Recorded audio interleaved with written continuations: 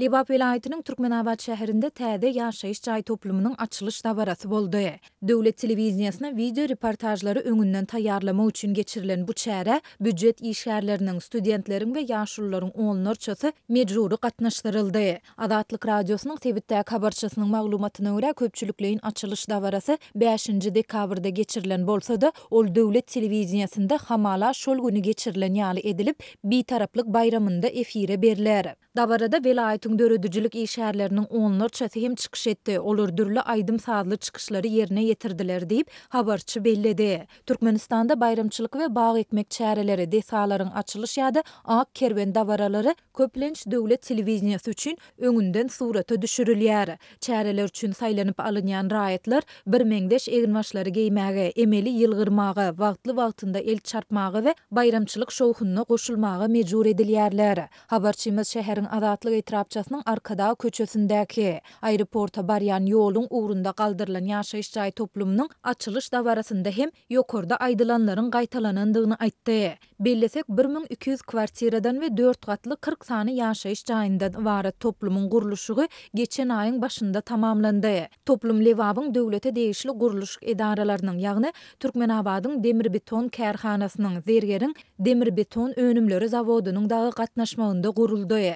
Bu toplumdaky jaýlaryň 500 töweregi satyldy. Galan 700 töweregi hiç hem satylmady. Toplum şäheriň çetinde ýerleşýändige we onuň daş töweregi gum bolandygy sebäpli onuň haridary az. Bu ýere barmak we gaýtmak hem problema. Dip vilayet häkimligindäki çeşmämiz aýtdy. Şol bir wagtda ol toplumdan häkimlikde jaý nowatyna duran mümkinçiligi çäkli raýatlara jaý berilmeýändigini hem sözüne goşdy. Azatlyk agdalýan toplum barada mundan ozal hem ençeme gezek maglumat taýýarlady. Geçen aýyň ortalarynda habarçylarymyz büdjet işgärleriniň toplumy ulanuşa taýýarlamak işlerine gatnaşdyrylýandygyny aýtdy. 2 noýabrda bolsa habarçymyz häkimetleriň edara kärhanalarda guruluşyk işlerinden başy çykýan büdjet toplumdaky jaýlaryň içerki timarlaýyş işlerine çekýändigini aýdypdy. Muňa proýekte çekilen guruluşçylaryň bu işleri wagtynda diýinip bilmezligi sebäp boldy. Toplumy bitaraplyk bayramyna, ýagny 12-nji dekabra çenli dogly tawşyrmak ugrunda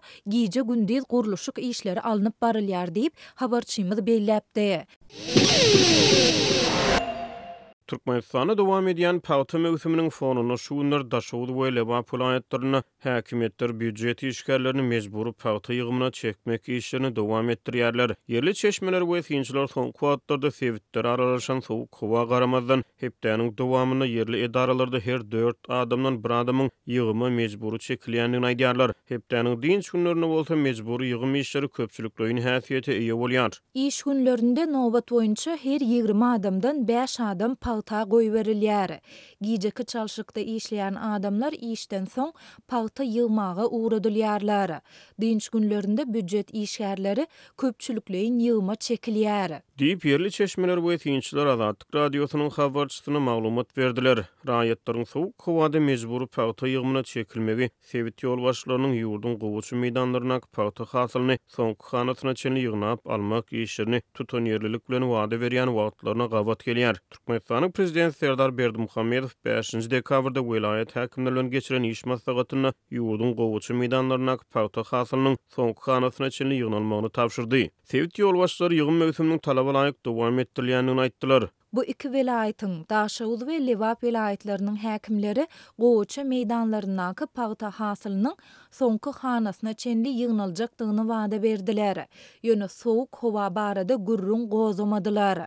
Diýip bir yerli synç Azatlyk radiosynyň habarçysy bilen gurrun döşlükde aýtdy. Howa maglumatyna görä şuwlar Daşawuz vilayetynyň howanyň temperaturasy gündüzlerine -4 gradusa çenli, gijelerine -15 gradusa çenli aşaklaýar. Lebap vilayetinde bolsa howanyň temperaturasy gündüzlerine 2-4 gradusa çenli, gijelerine -10 gradusa çenli aşaklaýar. Insan hukuklaryny goraýjy halkara gurumlar Türkmen hökümetini ýurdun paýtaçylyk puwdugyny mejburi zähmetden peýdalanmakda tanqid edýärler. Oba hojalyk resmiýetler ýurdun paýtaçylyk puwdugyny mejburi zähmetden peýdalanylmagy barada habarlary ne tasdiklaýar, ne de inkar edýär.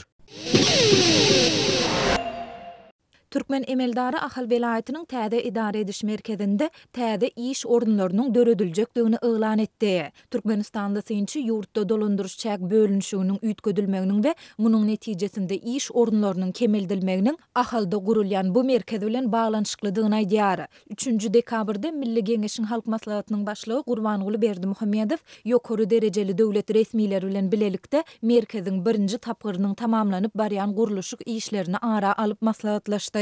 Merkezin gurulmagy bu ýerde täze iş orunlaryny döretmäge mümkinçilik berer diýip Berdimuhammedow näçe iş orunynyň dörediljektigi we munyň üçin döwlet büdjetinden näçe serişde bölünip beriljekdigi barada anyk sanlary aýtmady. Türkmenistandaky syýasy ýagdaýlary ýakyndan ýerleýän ýerli synçy ýakynda ýurtda dolandyrşçak bölünşiginiň üýtgedilendigini we munyň netijesinde müňlerçe adamyň işini ýitirýändigine ünsü çekip bu çäräniň ahyldaky täze merkezde iş orunlaryny döretmek maksady bilen amal edilendigini aýdýar. 1 ýanwardan başlap ahal Balkan, Daşowut, Lewap we Mar welaýatlaryna müňlerçe adam işini ýitirýär. Häkimetler bu welaýatlardaky iş orunlaryny azalyp ahalyň merkezine iş orunlaryny döredýärler. Bu öňünden hasaplanyp edilen işdir. Olar sewitleriň maliýe serişdesini azalyp ony ahaly goýberlýän serişdäni köpeltmegi planlaşdyrýarlar.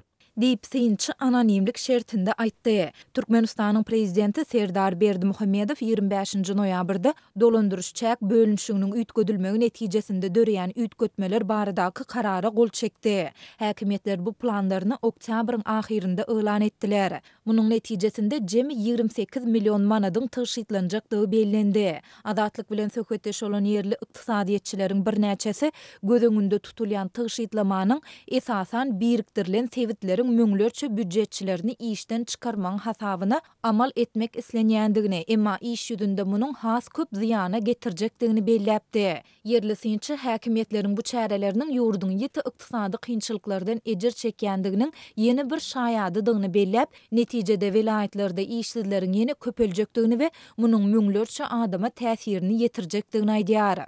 İşini ýitirjek adamlaryň her birine garaşly adynyň 2-3 adam, şol tany adam tiýe aýaly şeýle-de çagylar bar.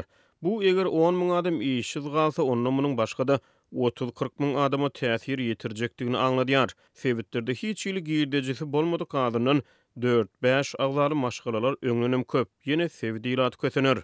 Diýip synçy belledi. Adatlyk baýdalanlar barada dünýäniň iň bir ýapyk ýurtlarynyň biri hasaplanýan Türkmenistanyň häkimetlerinden şol sanda ahal welaýat häkimliginden kommentari alyp bilmedi.